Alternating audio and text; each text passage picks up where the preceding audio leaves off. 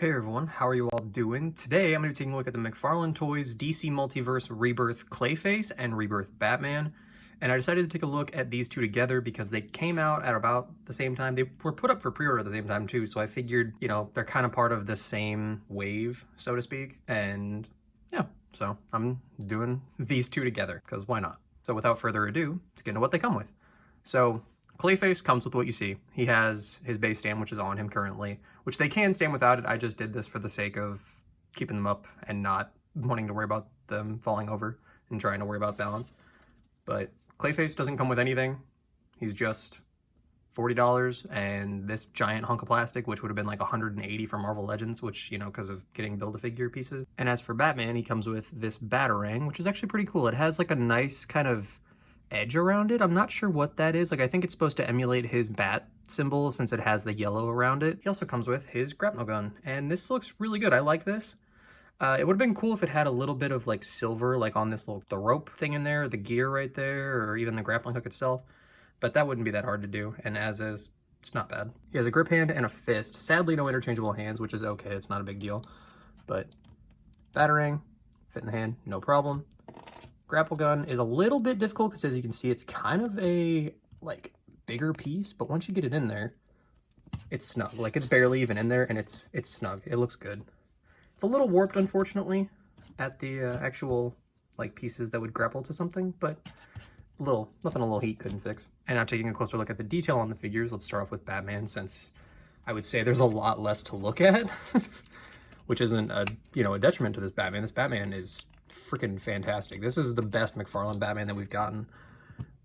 But of course, we can't have a perfect Batman because I don't know why. We've never been able to get that perfect Batman figure. There's always been one thing that needed to be changed, or like minimum, and it's so strange. This one, for instance, is his, I kind of want a broad generalization and say proportions. Head sculpt looks fantastic. It looks just like it does in Rebirth. Looks great. It's got a little bit of 5 o'clock shadow that's coming through. You can kind of see the whites in the eyes look great. His, ears, quote unquote, look great. The symbol looks fantastic. The belt, everything is painted very well on this. He's got, I'm pretty sure these legs are reuse from the Three Jokers Batman that just came out. Maybe. I could be wrong. I don't have that figure because I was originally going to get it, but then they showed this one and I was like, yeah, okay. And also that Batman, he looked kind of like, he didn't have a neck. But the boot detailing on this is great as well. This kind of reminds me, the boots remind me a little bit of New 52. And then of course he's got, since it's Rebirth Batman, he has the purple inside the cape, which I love. I love that they brought back the purple from the original bat suit. I think that's so cool. And I would love to see, I don't know if they do it, but I'd love to see like just a hint, like the slightest little hint of purple in Robert Pattinson's bat suit at some point. Because like this suit right here, if you took this and mixed it with the Telltale Season 2 suit, I think that is probably what his suit's gonna look like towards the end of his run as Batman. The cape looks good. It has the nice flowing down. It's not flowing out to the side or anything. This one, it's weird. I was wanting to try to find, like, hoping that GPS Lot would do a cloth wired cape. But honestly, this figure doesn't really need it. Like, he's not super back heavy like a lot of McFarlane figures. It's a nice, I don't want to say it's a thin material because it's still pretty thick, but it's not, it doesn't mess with the figure and it doesn't hinder anything. So, but of course, cloth wired cape or just a cloth cape in general always elevates a figure. Unless it needs to be textured, because then a lot of the time that can't really be translated that well into cloth, but as is, fine. And now taking a closer look at Clayface and his detailing, let's see if I can bring him in here.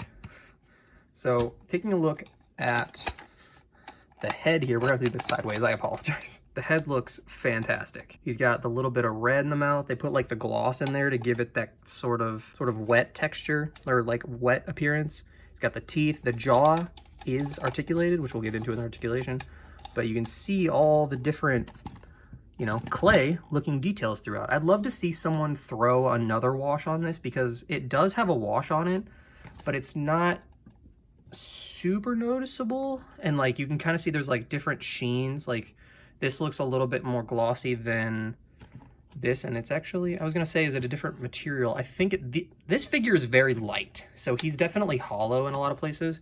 He has a rubber-ish, like about the same kind of material that like Joker's coat is from the Arkham figure and the torso for Arrow and stuff like that. It's that kind of material for the crotch, which is the same for all of them, and then the mid-torso. But everything else is a hard plastic and looks great. I'd love to see someone take a crack at repainting this guy, because it looks fantastic as is. But you know, when people get a hold of it with like those people that can do washes really well and make details pop even more, just elevates a figure just light years ahead, you know? But I've been wanting a good Clayface for a very long time. I never got the original DC UC one, and I never got that Collect and Connect one, and I'm glad that I didn't, because now I have this, and this is just so fun. And he's got a lot of spikes on here too. They're not super sharp, but some of them are a little bit, and so just be careful when you're trying to move them around, because I had to force these joints to move. And then some cool detailing you can see. There's a hand right up here. There's a face. There's a bunch of faces all throughout. He's got one on the elbow here. He's got like some up on the shoulder right there. And I forgot about those until I'm actually just looking at it right now. Some right there. So taking a look at the articulation, we'll start off with Batman. His head can go up really far, which is great. Can go down decent, really good. Tilt, rotation, shoulders go out about that far. Rotate up. Does get hindered a little bit, but not too much. Bicep swivel, double jointed elbows that go all the way back and can go even farther if you force it even more, which is really good. Or not force it if you style it differently. Thankfully, they've been doing this with a lot of the more recent McFarlane figures. They've been covering the really big ball joints. So like his gauntlet, you can see it kind of hides the ball, which is awesome. Same with the ankles as well. So they actually are looking more appealing, because like those ball joints for a lot of them, they just look bad, you know, and it's a bummer, because we want these figures to look really good, and they're finally taking the steps to make them look really good. So shout out to you, McFarlane, because you've always made really good stuff, but thank you for listening and doing stuff to make your stuff higher quality. It means a lot to us fans. And as for his torso, oh yeah, the hands, of course, standard McFarlane joints, you know the drill with that.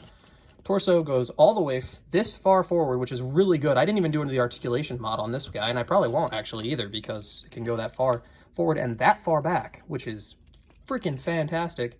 To the side, rotation at the top, rotation at the bottom, of course. Legs go out all the way, can go that far forward and that far back. Little bit of thigh swivel up at the actual hip, so more of a hip swivel, I guess, technically speaking. Legs can go back all the way, no boot swivel or anything, but then standard McFarlane joints at the ankles, so you know the ball joints, you can get it to rotate whichever way you so choose. The articulation on this Batman is so freaking good. And then as for Clayface, we're gonna start back here and do it this way. His head can't really go up. It can kind of move down a little bit, as you can see. Rotate, slice a little bit. Mine might be stuck, but as far as I know, it can only go about that. Can't really do anything else. Rotate a little bit, and then it kind of starts to move backwards, so be careful with that. As I said, the jaw goes up and down, which is really cool. I love when they have details like that. Shoulders go out all the way. They start to fall a little bit, so be careful. You don't want his arm to pop off or anything. I don't know how hard it'll be to get it back in. And then it can rotate up, go back. You know, it kind of starts to run into the shoulder and like all the actual pieces, the clay coming off of here. The elbows can go about this far. They can't, at least mine won't go back farther than this.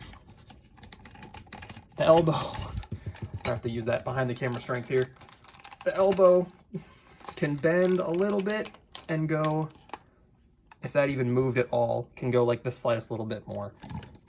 Rotation, hands can go back, ow, that far, so they can go all the way straight. And then the hands can come this way. Yeah, the fingers are a little stiff, or the fingers are a little sharp too, so when you try to put that pressure on it, ow! That got caught on the inside of the wrist. Torso can go this far forward, that far back, so not a whole lot of movement. Can tilt a little more, a little bit. Rotation, you can hear it starting to hit the rubber and everything. You could probably force it a little bit more, but you know, of course, just do it at your own leisure.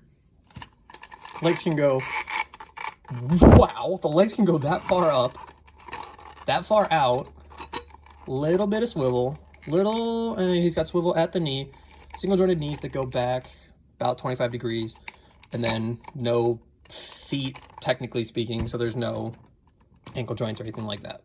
The articulation on this guy is good. It could be better, I think. Like, I think the head, it would be cooler if the head moved a little bit more and if the torso could bend a little bit farther forward. But, you know, it's Clayface. Like, I think it works for what it needs to be, because this just looks so good. These two look so great together. Speaking of looking great together, let's get into some size comparisons. This is what the problem is with this Batman. His head's a little small. His torso, I feel like, is a little small compared to like how big his lower half is. Because he's almost like Marvel Legends from like the mid-torso up, and then DC Multiverse from the way, like from the mid-torso down. And you'll see what I mean when I bring in Captain America. But like, if he was just the slightest little bit taller or like the slightest little bit wider, he would be perfect. And I think that you obviously, you know, it's been a while since I've actually said it, I think, in this context, but, you know, trick of the camera, you got Batman, there's Joker, Superman, this looks fantastic. But then when you get them like side by side, it's a little more noticeable. It's kind of a problem. Oh yeah, also this is obviously a custom kit bash thing. And then bringing in Clayface, here they are next to Clayface. And yeah, I think this works as well. I think, you know, Joker looks good. I feel like, which I'll show you in a second, I feel like the Mezco and Mafex figures look the best with, like, the 6-inch scale stuff looks best with this Clayface, because I feel like, in my mind's eye, Clayface is like, which obviously it depends on your version, you know, which one you latch onto more than other ones, but, like, I feel like he should be, like, bigger, like, a lot bigger, not just, like, kind of Superman's size, but, like, covered in clay. I feel like he needs to be like this.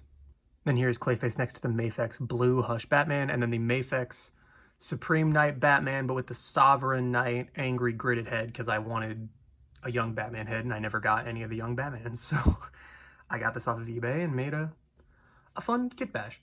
But I think this looks a lot better, especially the Mafex one, because like I was saying, I think in my mind's eye, Clayface needs to be like hulking, like he needs to be like massive and look like he could just demolish Batman if he got a hold of him.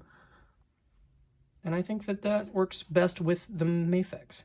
Mezco looks great with it as well. I think the Multiverse one looks great too. Like, don't get me wrong, I think it looks good, but I think this Clayface honestly could work with any Batman that you have. And then here they are with the Rebirth Batman, obviously.